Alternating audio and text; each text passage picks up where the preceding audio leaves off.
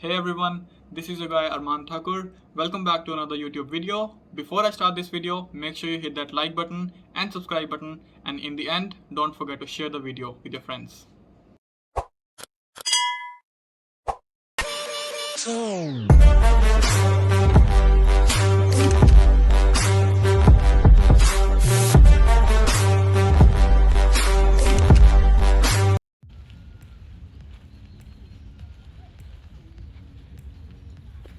Hello. Let's sit somewhere and make the video. So we are in the ground right now, which is near to our dormitories. Let me show you the dormitories here. That's the basketball court near our dormitory, and those last two are the MBBS dormitories. So the boys and the girls are separate for MBBS, and the rest all are for other colleges. And that building is the canteen building. So you can have the Chinese canteen in the first and second floor, and on the third floor we have our burger shop, the coffee shop, and the Indian canteen is there as well. So first of all, I would like to thank you all for the love you have given to the last video, and all the comments you have mentioned, and all the likes and shares you have done. Thank you so much. So as I've told you that please mention if I missed anything in that video. So that's exactly what you have done. You have texted me on Instagram, you have made YouTube comments about. So yeah, the thing you've told me that I've missed a very important point, that's the fee structure of MBBS in China, and I would like to mention that in this video. Hey guys, as you guys know that I'm new to this YouTube thing, so I forgot to mention that if you haven't watched my previous video on MBBS in China, in which I've mentioned all my experience and all the details, so if you haven't watched that, I'll put that in the I button above. I don't know if it's this side or this side. As I said, I'm new to this thing, so please watch that first and then come to this video. Thank you.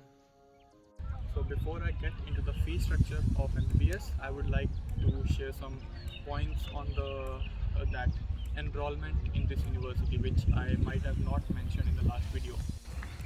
So for the enrollment in this university, you have to pass NEET, and that's I have mentioned that point in the last video, I think. But still, some of you guys are asking me that can we enroll in the university without NEET? So I would say that yes, you can in some universities, but it's not allowed as per the NCI or NMC guidelines. That's National Medical Commission of India. So that's not eligible. You have to pass the NEET and then enroll in the university. For this university specifically, the Xiamen University, in the last month we had around 300 students gave interview for this university. So after the NEET qualification, you have to give another interview to get selected in this university. And yes, that's for this university. I don't know about other universities, but I have not heard that they take an interview. So now, some of you also mentioned that which subjects do they make you study in the first year. From our batch, they were starting we had the same subjects in the first year as that of MBBS in India, but starting from 2018 batch, they have done some changes, and you have to do maths, physics, chemistry, and bio mandatory for the first year. So that's for the first semester specifically. So that's a little change they have done. So I'm mentioning that in this video as well. So now let's talk about the fee structure. The fee structure overall for 1 year is 39,600 RMBs. Now that 39,600 is broken down into two things basically.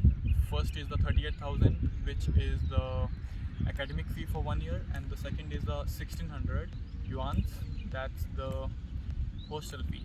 So in combined, that's 39,600 yearly fee. Please note that in the hostel fee, the food is not included. You have to buy food every day, and that's in the Indian canteen or outside or cook by yourself. That depends on you. So now, the expenses of an average student.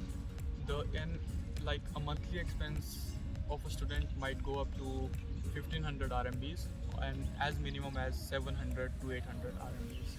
Personally, I spend only 1000 RMB a month, and that's enough for basic needs. But some students need to spend some extra money, or they live a luxurious life, so or maybe they just travel a lot, so they can spend like 1500 to 2000 RMB per month as well.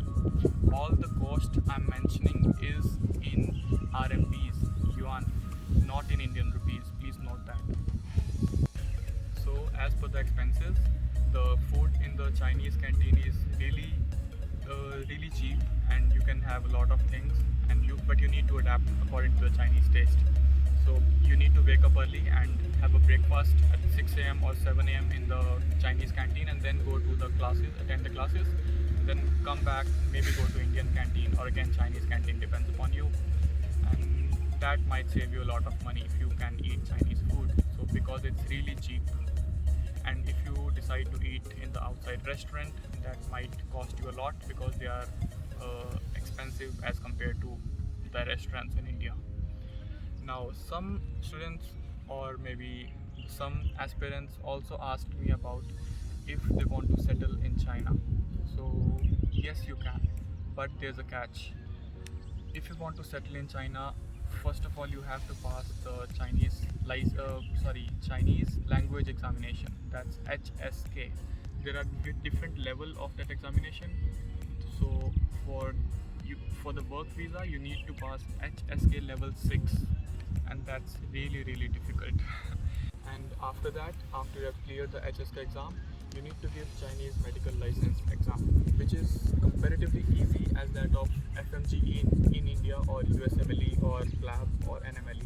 That's really easy, but the exam is all in Chinese. So first the language, then the medical license exam. That would be easy. So yes, after that you can apply to any hospital, and they would.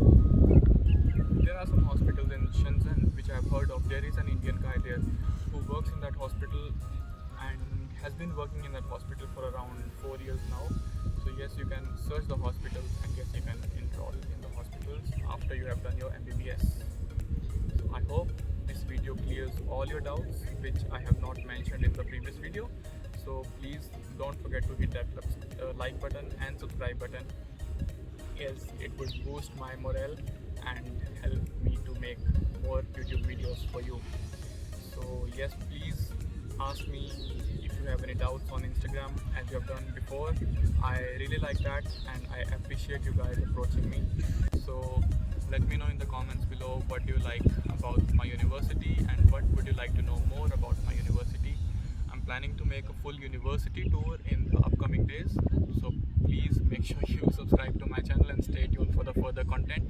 And yes, also there's a very good street food outside our university. I'm planning to make a whole video on that as well.